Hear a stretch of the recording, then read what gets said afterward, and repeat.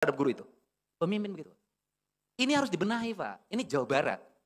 Jawa Barat itu provinsi yang tidak ada pemiliknya. Culture-nya hilang. Ikatan garis leluhurnya hilang. Ikatan garis leluhurnya hilang. Akhirnya semua orang menganggap ketika masuk Jawa Barat, dia bisa menghegemoni dan bisa menguasai. Hari ini nggak bisa, ayam mauna. Ini penting. Nah, ini yang didesain oleh saya. Karena desain itu, saya menegaskan berikutnya. Nah, teman-teman, ini sebuah pidato yang sangat luar biasa. Kang Deddy Mulyadi. Ini sangat jarang sekali terjadi pada sosok pemimpin kita. Sebagai public figure, sebagai pemimpin, biasanya ketika berbicara di atas panggung itu akan terbata-bata. Kecuali dia pegang teks.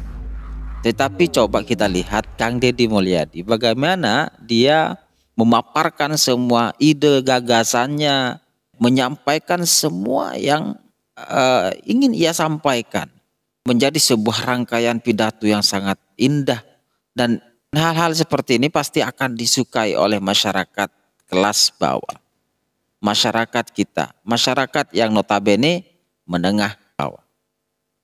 Inilah sosok Kang Deddy Mulyadi, seorang pemimpin yang bergerak dan bekerja melalui intuisinya, melalui instingnya, berdasarkan instingnya. Oke lah, dalam satu waktu, otak melankolis itu sangat diperlukan untuk keteraturan sebuah data administrasi. Tetapi dalam konteks masyarakat sekarang, terutama masyarakat Jawa Barat, ini sekarang sudah sangat parah. Maka seorang pemimpin sekarang tidak bisa bekerja melalui aturan-aturan atau protokoler, tetapi harus bekerja melalui insting, intuisi. Dan seperti apa yang dilakukan Kang Deddy Mulyadi, luar biasa. Satset. Alhamdulillah, kita akan melihat Jawa Barat akan melalui perkembangan luar biasa nantinya. Assalamualaikum warahmatullahi wabarakatuh. Sampurasun. Pak Bupati, Pak Wakil Bupati, Pak Sekda, Kabupaten Bogor, serta unsur pimpinan daerah, Pak Kajari, Pak Dandim, dan yang mewakili Kapolres Bogor. Saya mengucapkan terima kasih.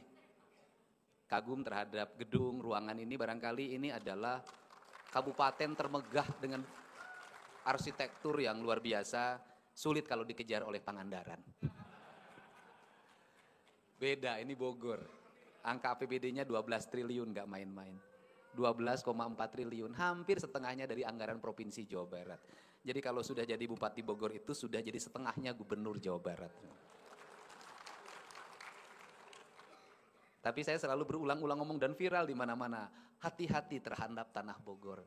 Sing sahanunya ke Bogor, kaluhur sirungan kehandap akaran. Sing sahanu ngaguna sika rakyat tanah Bogor, cilaka 7 turunan mau dihampura.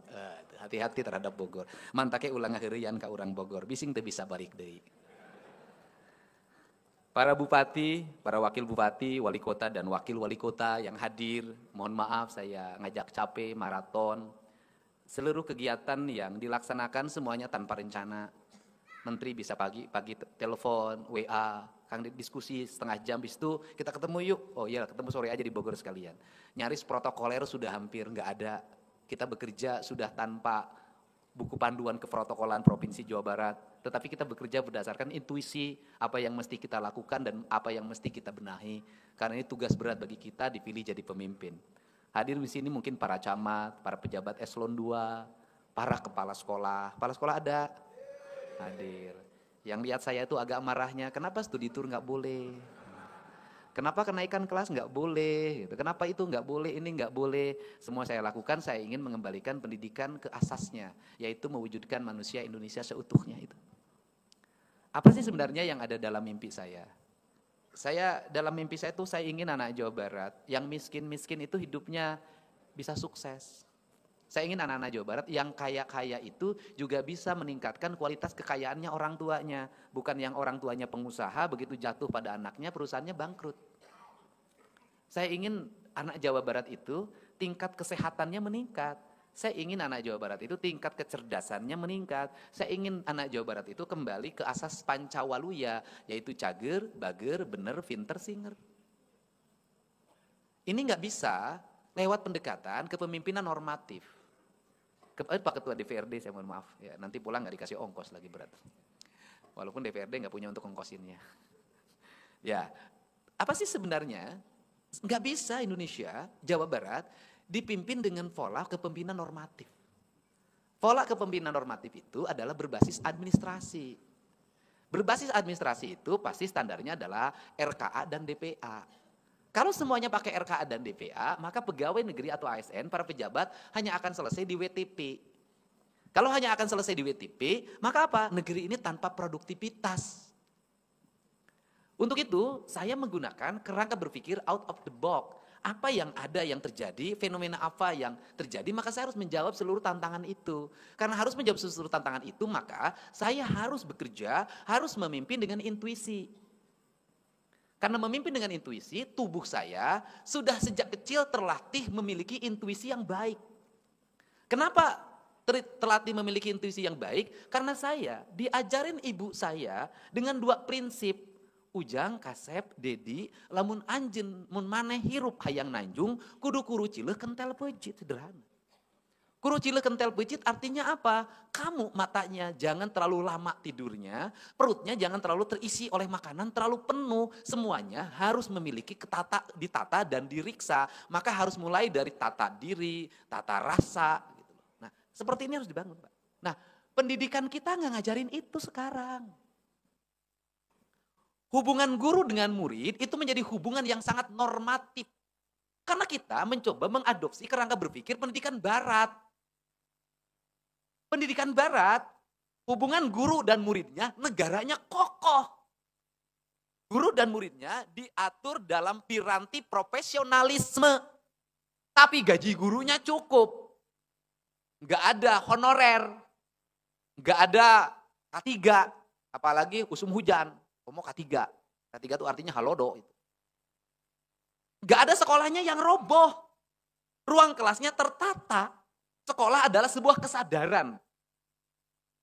Kemudian negara hadir, menjamin kantinnya, menjamin makan siangnya, menjamin perjalanannya. Undang-undangnya berlaku. Anak-anak pakai undang-undang pelindungan anak. Undang-undang pelindungan anak dimasukkan hak dan kewajiban anak dan hak dan kewajiban orang tua. Di Amerika anaknya nggak boleh anak pakai motor, nggak boleh. Di Inggris nggak boleh. Gak boleh di Inggris, di Jepang anak beli rokok, beli minuman gak boleh. Gak boleh di negara mereka ketika sudah masuk jam di rumah, itu jam maghrib, mereka keluar rumah gak boleh. Aparat negaranya hadir, orang tuanya taat, negara memberikan denda pada yang pelanggaran. Semua orang taat hukum. Indonesia mau dibangun pada hubungan formal seperti itu, gak bisa. Profesionalisme belum hadir, kesejahteraan guru masih rendah. Gurunya banyak honorer. Kemudian banyak K3, belum tentu juga dia fokus pada profesionalisme. Orang tuanya apatis pada anaknya. Negara tidak hadir. Jangankan menyelesaikan hal yang besar. Ngurusin yang di bawah umur gak punya SIM aja naik motor gak beres. Anak-anak di Indonesia merokok. Minumannya bukan lagi yang berstandar. Seperti minuman yang biasa digunakan oleh orang yang punya duit. Ciu. Gimana? Minumnya ciu, oplosan. Minumnya apa lagi? Komik. Ini problem.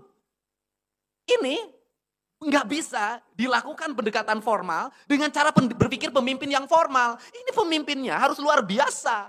Kenapa? Karena rakyatnya luar biasa. Kenakalannya luar biasa. Guru menghadapi dilema. Dilemanya bagaimana? Dilema seorang guru. Galak takut dikriminalisasi. Baik diledek. Bener nak. Kritik juga, saya kritik guru, kritik orang tua juga. Kalau guru misalnya meminta siswa 100.000 untuk ngecat kelas, untuk gali genting, orang tua siswanya ributnya luar biasa, tapi uang jajannya sehari 50.000. Ini problem.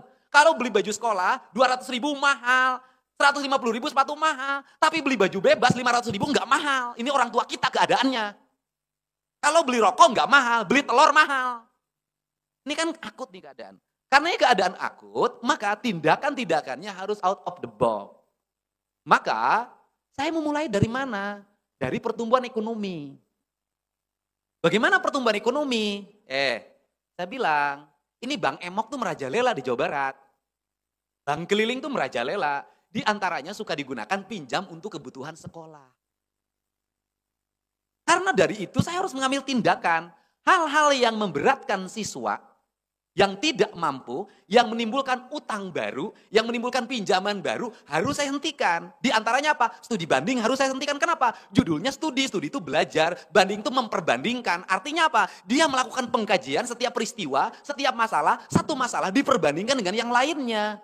Anak-anak pergi ke Borobudur, nggak ngerti riwayat dan sejarah Borobudur, lebih cenderung rekreasinya. Ini problem. Maksud saya, guru atau siapapun belajar tentang akademik, dia tahu metodologi ilmiah. Nggak boleh keilmiahan dihianati oleh kalimat-kalimat yang membodohi dirinya, membodohi muridnya, dan menurunkan derajat gurunya. Saya nggak mau guru di Jawa Barat dicaci maki, diomongin jadi bahan perbincangan orang tua. Saya nggak mau. Mereka derajatnya harus tinggi, digugu dan ditiru. Kelasnya kelas altar, cara berpikirnya harus merdeka. Sebenarnya ini yang saya inginkan. Ini saya sayang sama guru. Makanya tindakan saya tidak cukup hanya menyetop studi banding. Tindakan saya nyiapin pengacara, nyiapin notaris. Pengacara apa? Guru yang dikriminalisasi oleh muridnya. Maka saya nyiapin pengacara sampai kapanpun saya dampingi. Saya nyiapin notaris untuk apa? Pendaftaran siswa baru nanti. Setiap orang tua wajib menandatangani surat pernyataan. Saya menitipkan anak saya ke sekolah. Saya tidak akan mencampuri sistem dan pembelajaran di sekolah. Dan apabila anak saya nakal, gurunya memberikan hukuman berdasarkan kaidah yang tidak bersifat kriminal, maka saya bersedia dikembalikan anak saya ke rumah saya. Dan saya akan mendidik oleh diri saya sendiri. Hakan takusia. Kalau sekolah, Anda nggak percaya sama sekolah, kemudian mau didik sendiri, urus kesorangan anak sia. Harus tegas. Saya gini bukan baru, Pak. Saya dulu pernah mau nutup satu sekolah, gara-gara ada anak yang nyuri, dipukul oleh gurunya. Dan kemudian gurunya di demo sekolah untuk dikeluarkan. Saya lebih memilih, saya lebih beli nutup sekolahnya dibandingkan saya memberhentikan gurunya. Saya bertanggung jawab terhadap guru itu. Pemimpin begitu. Ini harus dibenahi, Pak. Ini Jawa Barat. Jawa Barat itu provinsi yang tidak ada pemiliknya. Culture-nya hilang. Ikatan garis leluhurnya hilang. Ikatan garis leluhurnya hilang. Akhirnya semua orang menganggap ketika masuk Jawa Barat, dia bisa menghegemoni dan bisa menguasai. Hari ini nggak bisa, yang ngauna. Ini penting. Nah ini yang didesain oleh saya. Karena desain itu, saya menegaskan berikutnya. Kepala Badan Kepegawaian Provinsi Jawa Barat. Kepala Badan Kepegawaian Kabupaten Kota ke depan. Tidak boleh guru diberikan beban tugas untuk kenaikan jabatan, untuk kenaikan golongan, untuk sertifikasi. Kenapa? Itu bukan urusan guru, itu urusan badan kepegawaian. Nanti Pemda nyimpen pegawai ke sekolah-sekolah, ngurus akreditasinya, ngurus kenaikan golongannya, ngurus kenaikan pangkatnya, ngurus sertifikasinya. Kenapa? Guru nggak boleh ngurus itu. Tugas guru adalah mengajar, bukan ngurus administrasi. Ini konsisten, kenapa? Beda, guru perlakuannya berbeda. Karena di ajaran Kanjeng Prabu Siliwangi, guru itu termasuk adalah Rama Resi Prabu. Itu resi, itu dihormati, tinggalnya di altar. Kerja nggak boleh intervensi, mimpinya pun nggak boleh diganggu, kecuali kawin lagi. Itu nggak boleh, kenapa? Itu menghina gubernur. Kenapa menghina gubernur? Aing hiji teu bogos yang kawin deui. Nah, tepuk tangan dong, gitu lah. Nah, ini piranti, Pak. Ini harus dibangun. Maka dari situ nanti dilahirkanlah pendidikan berkarakter. Nanti ada manajemennya, ada pengelolaannya, bagaimana bangunan desainnya, bagaimana ruang kelas. Saya sudah menyiapkan sebuah rencana nanti seluruh bangunan di Provinsi Jawa Barat bahan bakunya bambu. Tempat duduk bahan bakunya bambu, karena ini filosofi dasar orang Sunda, congo nyurup, kanapuhu, krismanji, kasalangka, nah itu kan filosofinya itu. Nah kemudian dari situ nanti didesainkan ruang kelasnya, saya sudah bekerja sama dengan BMKG, di Bogor bangunannya kalau ketinggiannya sekian, berarti lebarnya sekian, tingginya sekian. Kalau di daerah dekat pantai bagaimana bahannya, semua dirumuskan. Nanti saya sudah gandeng nanti ITB sebagai tenaga ahlinya, UI sebagai tenaga ahlinya, Unpad sebagai tenaga ahlinya, itu dirumuskan dengan baik itu nanti, dibuat ekosistem. Makanya nanti ada kantor gubernur wilayah Sunda Kulon. yaitu Kabupaten Bogor, Kota Bogor, Kabupaten Sukabumi, Kota Sukabumi, Kota Depok. Sunda Kulon itu nanti satu komunitas kebudayaan, satu komunitas ekosistem, satu komunitas ekonomi, satu komunitas ekosistem kesehatan. Itu satu piranti, satu perangkat kebudayaan itu. Nah, di situ nanti dirumuskan, ini loh input pendidikan, ini outputnya, apa kebutuhan pasaran kerjanya, dan saya sudah merancang itu bagaimana kebutuhan pasar kerja 50 tahun ke depan. Apa saja yang dibutuhkan, kualifikasi saja dibutuhkan. Kemudian nanti sampai pada penelitian, di sini cocoknya pohon ini, buah ini, sayur ini, padi jenis ini, semua nanti ada rumusannya, ada desainnya, maka lahir nanti branding. Dan ini harapan bagi kita. Untuk apa? Ini negara, ini tanah Bogor itu tanah subur, makmur, gemah, ripah, repeh, rapi. Makanya desainnya harus segera dikembangkan. Nah, konsepsi itu nanti terintegrasi dengan apa? Pendidikan berkarakter. Anak berkarakter bagaimana? Bangunnya jam berapa? Itu ada nanti buku panduannya atau catatan digitalnya. Itu saya dulu begitu kalau waktu jadi bupati. Nanti masuk sekolah jam berapa? Di sekolah itu menjadi catatan guru. Di rumah itu nanti harus ada daftar isian yang diisi oleh orang tuanya. Anak Anda pulang ke rumah jam berapa? Apa yang dikerjakan? Dari jam sekian apa yang dikerjakan? Dari sekian dikerjakan. Nanti di Google-nya ada record orang. Kalau orang tuanya berbohong, dan kemudian anaknya ternyata produknya tidak sesuai harapan, maka sekolah tidak salah. Memang orang tuanya mengharapkan kegagalan anaknya. Ini firm. Google, setiap orang itu punya catatan digitalnya. Nah, ketika punya catatan digitalnya nanti langsung sampai pada catatan kesehatannya. Golongan darahnya apa, tekanan darahnya berapa, riwayat penyakitnya apa, itu nanti menjadi record orang. Ketika record orang itu nanti mengarah pada kemana minat dan bakatnya. Ini arahnya ke sini, ini arahnya ke sini. Untuk itu guru nanti harus mengaplikasikan anak-anaknya, sisi mana yang harus menjadi keunggulan. Sehingga nanti di Jawa Barat nggak ada anak bodoh dan anak pinter. Yang ada adalah anak punya kemampuan di bidang olahraga, olahraganya apa. Anak punya kemampuan di bidang seni, seninya apa. Anak punya kemampuan di bidang teknologi, teknologinya apa. Anak punya kemampuan di bidang pengembangan pertanian, pertaniannya apa. Anak punya kemampuan di bidang kesehatan, layanan kesehatannya apa. Semua orang berkembang dengan kualifikasinya. Saya sudah melihat sekolah di Indonesia tidak menjadi jaminan terhadap kualifikasi orang. Orang tumbuh karena pengalamannya. Untuk itu pendidikan harus mengajarkan pengalaman hidup yang baik bagi anak-anaknya. Pak Rudi jadi bupati karena pengalamannya. Pak Jaro Ade jadi wakil bupati karena pengalamannya. Para bupati yang di sini itu tumbuh berkembang karena pengalamannya. Semakin pahit pengalamannya, semakin manis masa depannya. Itu penting. Semakin pahit pengalaman hidupnya, semakin manis masa depannya. Semakin manis perjalanan hidupnya, semakin diabetes masa depannya. Untuk itu, gak boleh lagi viral-viralan. Ada anak yang jalan kaki ke sekolah setengah jam, kasihan besoknya dikasih motor. Rontok Pak. Gak boleh Pak. Biarkan dia berjalan kaki. Justru perjalanan kakinya itu akan menumbuhkan dan mengokohkan dirinya. Gak boleh. Kasihan, aduh. Saya itu punya pengalaman Pak. Orang hidup itu pada habitatnya. Saya dulu punya orang, udah tua banget, itu pegawai sampah. Tiap hari itu kerjanya bergumul dengan sampah di tempat pembuangan sampah. Yang sekarang jadi problem nih TPA di mana-mana, ke depan harus segera kita lakukan revitalisasi. Kemudian saking saya kasihan karena sudah tua, saya ajak, saya kasih hadiah. Kemudian saya pindahin ke kantor saya. Bapak udah tua, tinggal di kantor bupati saja. Di sini Bapak sekerja-kerjanya Bapak. Seminggu dia nangis. Kenapa? Pak Dede, karena dia orang Jawa. Pak Dede, saya mau balik lagi ke tempat pembuangan sampah. Kenapa? Di sini saya nggak betah. Nggak betah saya. Jadi betahnya gimana? Saya betahnya dengan sampah. Jadi Anda jangan menganggap ikan yang berenang itu kedinginan. Saking sayangnya sama ikan berenang, oleh Anda diangkat karunya di kasuran pae. Ini hati-hati. Jadi orang bekerja pada habitatnya. Jadi kalau ada anak kecil kerjanya mulung, enggak apa-apa mulung aja. Yang harus dilakukan oleh kita adalah selepas mulung itu dia sekolah. Atau sebelum sekolah dia kemudian pagi-pagi dia sekolah, siang mulung enggak apa-apa. Justru mulungnya itu menjadi salah satu daya tahan untuk membangun kekuatan dirinya. Makanya jangan berpikir bahwa yang jorok itu berpenyakit, belum tentu. Bisa jadi orang dianggap jorok, tapi karena itu habitatnya justru sehat. Pak, yang tukang mungut sampah itu Pak, jarang pakai kaos tangan Pak. Eta runtah di rawan, diangkat. Itu makan, nggak cuci tangan Pak. Kalau kita, tapi mereka nggak pernah sakit perut Pak. gak pernah diare. Ibu itu lihat suaminya bawa cewek lain, langsung sakit perut. Langsung ginjal besoknya. Nah, artinya bahwa setiap orang itu hidup pada habitatnya. Tugas pendidik, tugas negara, tugas kepala daerah adalah habitatnya tidak boleh diganggu.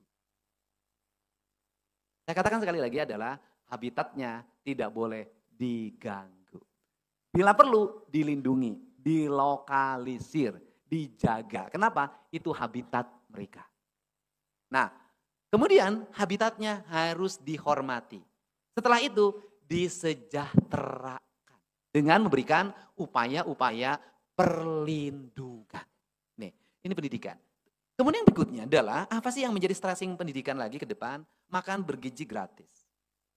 Negara mengeluarkan mungkin bisa nyampe 300 triliun. Atau bisa 500.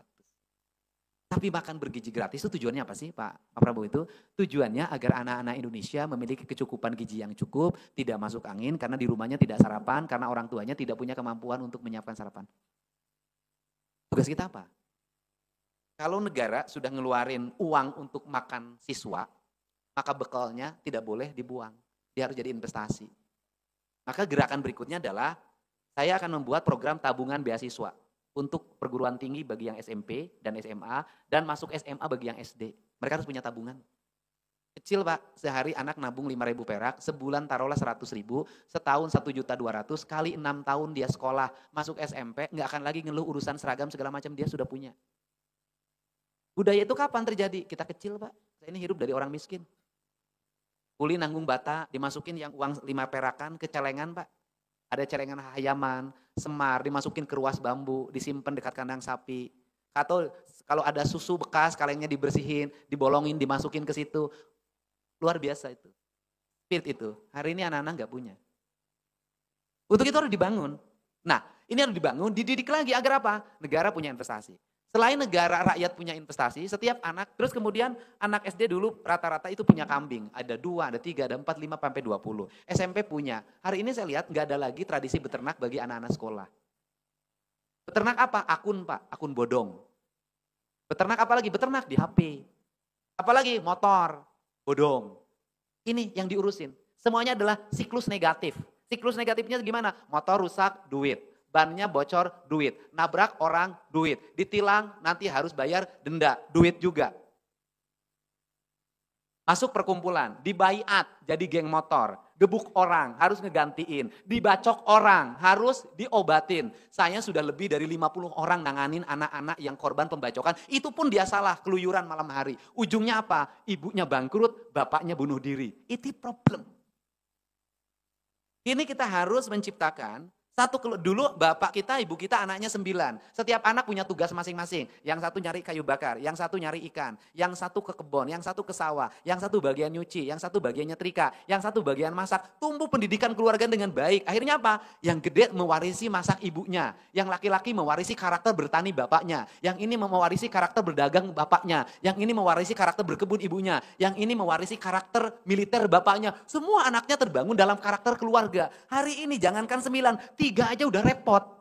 Kenapa? Karena anak tidak lagi menjadi penunjang keluarga. Semuanya nyedot. Sekolah harus jajan, HP harus dibayar, kuota harus dibayar, BBM harus dibayar, motor harus distorin. Hidupnya sudah ingin kayak orang lain. Hedons. Kemudian keluarganya memiliki ketidakmampuan. Akhirnya pinjem bank emok, dibayar bank keliling, kemudian dibayar pinjol, berspekulasi lewat judol. Dan siapa angka tertinggi dari rangkaian ini adalah Provinsi Jawa Barat.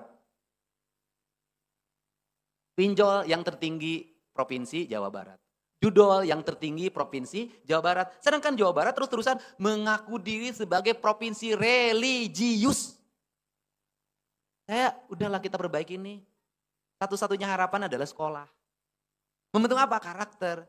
Kenapa saya ngotot begini? Saya lama belajar tentang kebangsaan. Saya paham bagaimana kecemasan Pak Prabowo, saya paham. Pak kawan dari TNI, dari Polri. Kita ini Pak, kelahiran tahun 70-an Pak, masih punya Pak spirit nasionalisme Pak. Kita ini masih punya jiwa-jiwa yang kuat. Kita terikat Pak pada tanah leluhur kita Pak. Kita tidak nyalahin anak yang lahir tahun 2000-an. Yang nanti jadi pemimpin 20 tahun ke depan lagi. Yang abadnya sudah udah lebih dari sekarang. Pabrik sudah pakai robot. Mobil sudah tanpa sopir. Eranya sudah era digital, pelayan hotel, nggak lagi sekolah perhotelan, pakai robot. Istri diganti sama boneka. Kan terjadi di Jepang. Bayangin Pak, dengan ledakan penduduk yang luar biasa, karena hari ini KB-nya tidak lagi menjadi program prioritas lagi. Sistem di sekolah sudah sangat liberal. Penguasaan terhadap hak atas tanah dimiliki oleh orang-orang kaya. Investasi sudah menguasai seluruh lini. Kebayang, generasi kita yang orang tuanya hari ini miskin, apa yang terjadi? Dan yang orang tuanya kaya pun belum tentu bisa mempertahankannya. Dan ini adalah ancaman masa depan. Dan ini adalah ancaman terhadap negara. Infiltrasinya adalah infiltrasi yang bersifat intelijen yang tidak disadari. Bagaimana orang lain dari negeri lain datang ke sini nyebarin virus, nyebarin bakteri, nyebarin narkotika, nyebarin berbagai perangkat lainnya yang bisa meruntuhkan pikiran dan melemahkan sebuah generasi. Kita ini kalau nggak cermat membaca, kalau tidak bisa membaca pertahanan negara dengan cermat, bisa terhegemoni dengan cepat dan bisa berpindah tangan. Caranya apa? Kesadaran hari ini dibangun lewat pendidikan. Anak-anak kita bangunnya pagi, di sekolahnya tidak jajan, makanannya bergizi, bernutrisi, berprotein, berserat, minuman penting. Mohon maaf, perhatikan Dinas Kesehatan, bikin riset. Anak-anak kita hari ini sudah jarang minum air putih. Anak-anak kita hari ini tidak ngeteh. Cuman 2 Pak, ngopi sama minuman yang bergelas, berbotol, bergula. Gulanya belum tentu gula murni yang berstandar. Yang penting pabrik itu manis dan itu sudah menjadi candu bagi anak-anak kita. Saya tahu tuh. Lebih iseng lagi itu minuman bergulanya dicampur komik. Nanti para kepala dinas kesehatan periksa seluruh anak sekolah di Jawa Barat. Masing-masing kabupaten kota. 1, periksa bagaimana keadaan darahnya. 2, periksa bagaimana keadaan mulutnya. Saya dulu rajin memberikan pemeriksaan gigi. Untuk mengetahui dia merokok atau tidak, dia narkoba atau tidak. Lakukan, hari ini ancaman itu adalah ada anak-anak di bawah umur atau masih usia remaja sudah gagal ginjal. Hari ini anak-anak di bawah 30 tahun sudah gula. Hari ini anak-anak di bawah umur 30 tahun, generasi muda di bawah 20 tahun masih remaja, itu sudah punya penyakit stroke. Saya ada beberapa sampel itu. Kenapa? Problemnya adalah asupan makanan. Asupan makanannya ada 2 variabel.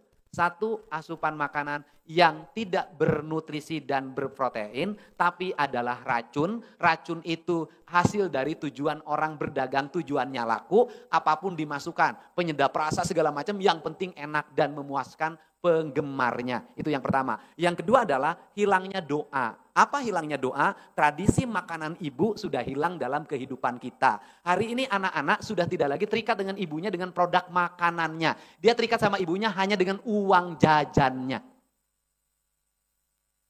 Ini harus berevolusi. Dibalikin. Gak bisa. Nah, kalau sudah tahapannya seperti itu, nanti meningkat pada kurikulum. Kurikulum nanti saya akan merumuskan lagi, kembali lagi. 1, habiskan seluruh pembelajaran di sekolah. Tidak boleh anak-anak pulang ke rumah ditumpuki PR. Karena PR itu bertentangan dengan spirit pendidikan.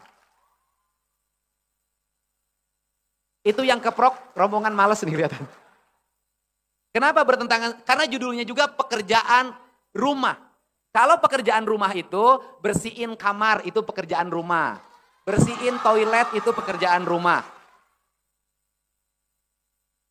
Nyuci itu pekerjaan rumah. Nyetrika pekerjaan rumah. Masak pekerjaan rumah. Ngasih makan sapi pekerjaan rumah. Ngasih makan ayam pekerjaan rumah. Ngasih makan ikan pekerjaan rumah. Itu pekerjaan rumah. Tapi kalau dari sekolah dibawa ke rumah itu bukan pekerjaan rumah, itu pekerjaan sekolah. Karena itu pekerjaan sekolah, kerjakan, selesaikan di sekolah. Sama dengan pekerjaan kantor. Jangan suka membawa pekerjaan kantor di rumah. Selesaikan di kantornya sampai tuntas, baru pulang ke rumah. Tapi jangan pura-pura menyelesaikan pekerjaan kantor, padahal punya pacar baru.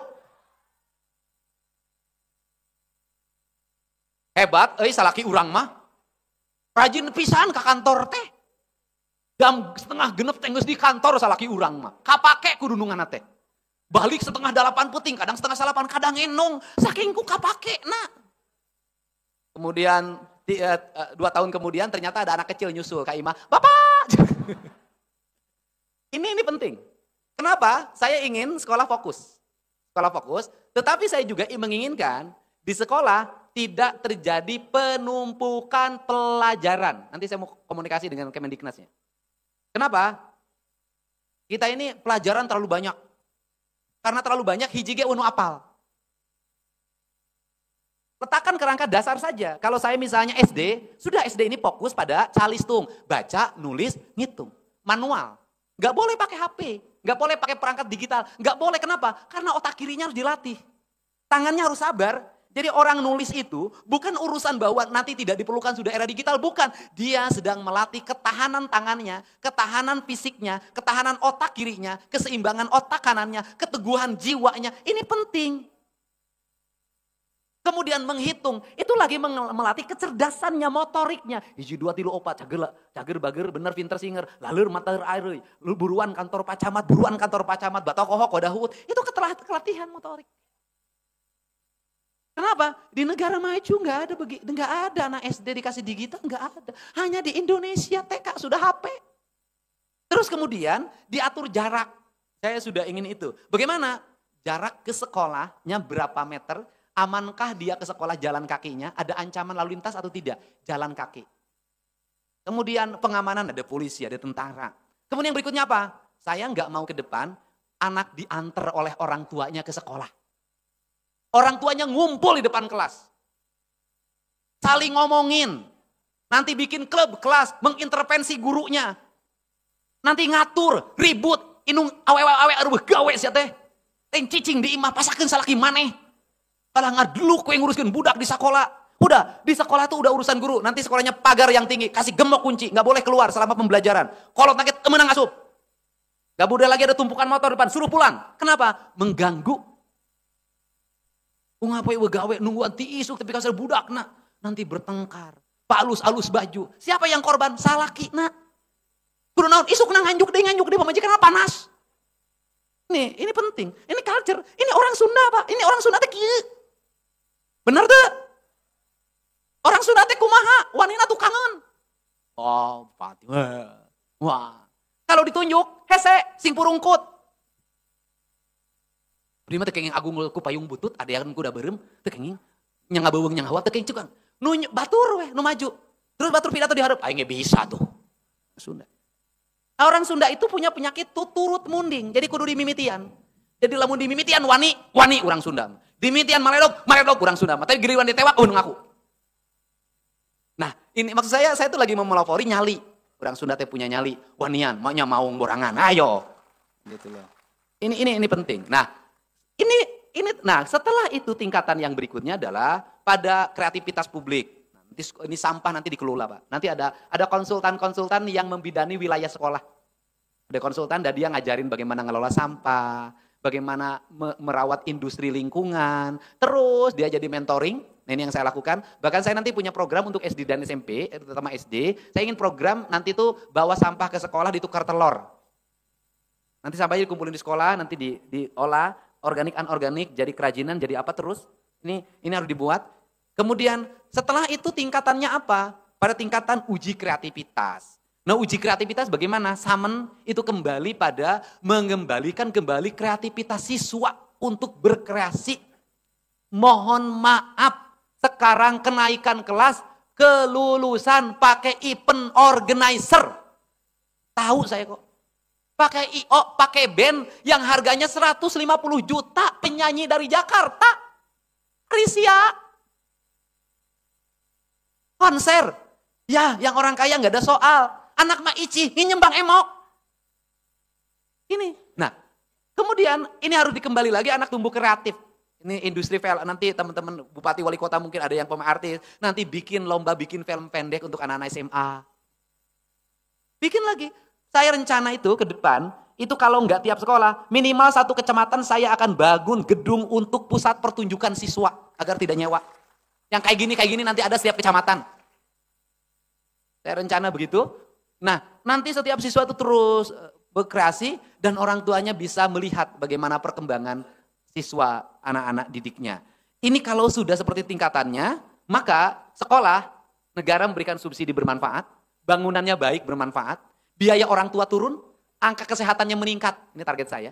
Kemudian angka pertumbuhan ekonominya baik, kemudian pengeluaran lebih sedikit dibanding pendapatan, ini merubah Pak. Kalau para menteri biasanya pendekatan teknis, saya ada pendekatan culture, ini cara merubah manusia. Terakhir, alamnya harus diurus. Gak bisa, alam harus diurus. Kenapa? Saya boleh bercerita deh. Kita ini alam Pak. Kita ini tanah, kita ini air, kita ini udara, kita ini adalah panas matahari Pak.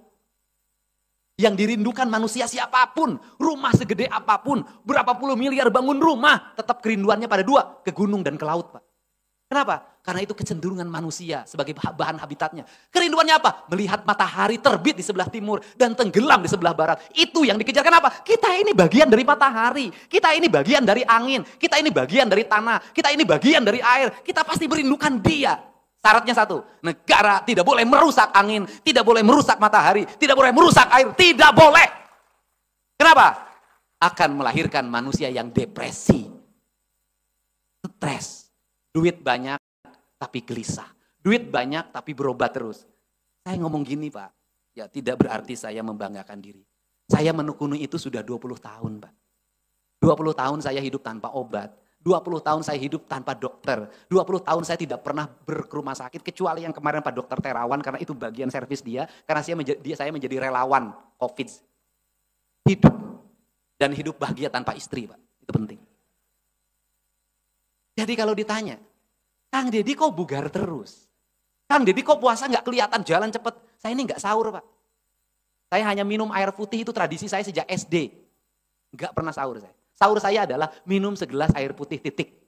Apalagi sekarang buka saya, itu nanti bukanya tuh, saya tuh sebenarnya ngumpul kayak gini tuh menyiksa diri Pak. Karena saya harus melepaskan tradisi. Bagaimana tradisi? Buka minum air putih, 3 butir kurma, titik sudah selesai. Nanti ketemu lagi makan pisang jam 7:30. Nanti makan nasi 1/4 jam 8 kurang 1/4. Itu kebugaran hidup saya. Kalau diundang Pak Rudi saya harus makan. Diundang Wali Kota Depok saya harus makan. Itu menyiksa, badan saya sakit-sakit. Tidak terbiasa. Ibu-ibu juga saya tahu, persis saya. Harus makan manis-manis. Korma 5, kolak saringko, bubur kacang saringko. Terus minum es, kalapa, hajarku kejo, awak liur, gula naik. Tekanan darah tinggi naik. Makanya saya menjadi aneh dari sisi statistik. Semestinya bulan puasa ini seluruh kebutuhan pokok menurun. Semestinya bulan puasa ini seluruh kebutuhan pokok menurun. Kenapa? Konsumsi gula menurun, konsumsi garam menurun, konsumsi sayuran menurun, konsumsi nasi menurun. Harusnya nurun. Saya terbalik, bulan puasa naik. Konsumsi naik. Mohon maaf, ini umat Islam harus segera mengevaluasi. Ada yang salah tata kelola puasa kita. Ada lagi yang puasa Pak, bukanya 3 kali.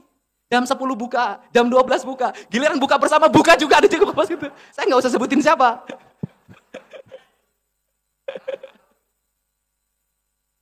Saya punya teman Pak, tiap Pak saya perhatikan siang makan nasi Padang Pak. Tapi giliran nanti sore ada jadwal buka puasa Pak Gubernur. Siap saya hadir siap tadi nyatu cek aing teh. Tapi sama yang seperti itu kita jangan lantas menghakimi. Kenapa? Bisa jadi kemampuan beribadahnya hanya sampai jam 12. Bisa jadi dia puasanya tidak hebat, tapi amal ibadah bagi-bagi rezekinya bisa lebih hebat dari kita. Nggak boleh. Itu loh. Enggak, jangan menghakimi kok mana itu puasa, sia doraka. Jangan begitu. Kenapa? Puasa itu untuk kita, bukan untuk orang lain. Itu penting. Dan biasanya yang suka galak dalam puasa dan agul itu pendatang baru. Kalau pendatang baru puasa tuh diliatin, keliatin lemesnya. Lihat orang makan, sia teh, dah harus sia teh. Musyrik sia teh. Nah, itu biasa pendatang baru dalam berpuasa. Kalau orang yang sudah enggak berpuasanya udah biasa. Lihat orang makan senyum bila perlu, ini makannya, ini minumnya gitu loh. Gitu. Jadi kayak saya itu sudah bukan pendatang baru lagi. Udah tamat tirakatnya. Kenapa? Lihat orang kawin saya sudah nggak tergoda. Nah, ini Piranti ya. Untuk itu para kepala sekolah, nanti juga saya akan kumpulkan para kepala sekolah yang kemarin saya ancam kasih hukuman. Kita ini lagi merevolusi pendidikan, kita lagi merevolusi birokrasi. Birokrasinya pok, pek, prak, nggak usah lagi berbasis. Dan saya kasih tahu lah pada birokrasi apapun, ngitung hitungan lah. Udah. Kalau ada dari dompet, keluarin Pak. Kenapa? Rezeki itu semakin kita berikan, semakin bertambah. Tambahannya apa? Sehat badannya, bahagia keluarganya, sehat anak-anaknya. Hirup jangan koret. Kenapa? Allah itu punya cara untuk menghilangkan rezeki kita. Koret, tapi ditipu wae. Koret, tapi kanu gelis mah berehan. Mang melikeun mobil, geus dipang melikeun mobil, dikawin batur pan jadi hate eta teh. Nah, jangan nyindir ke saya, enggak saya enggak, bukan pengalaman. Saya tidak pernah menyesali sebuah peristiwa yang terlewati. Kenapa? Karena setiap peristiwa itu adalah cara menuju kesuksesan hidup. Gitu. Nah, jadi kalau Anda disakiti oleh suami, Anda bersyukur. Kenapa? Anda lagi dibukakan pintu untuk mendapat suami yang lebih hebat dari dia. Kalau Anda disakitin istri, jangan sakit hati. Sedang memberikan jalan untuk mendapat yang cantik, yang baik, yang lebih dari dia. Itu. Hidup itu lebih baik punya istri itu 4 tapi solehah. Daripada 1 bengek, cerewet. Timuruan wae, rugi lah. Gitulah. Pokoknya cari istri itu kan harus enak didengar. Kalau pengen cari istri pengen enak didengar, carilah penyanyi, enak didengar. Gitu loh.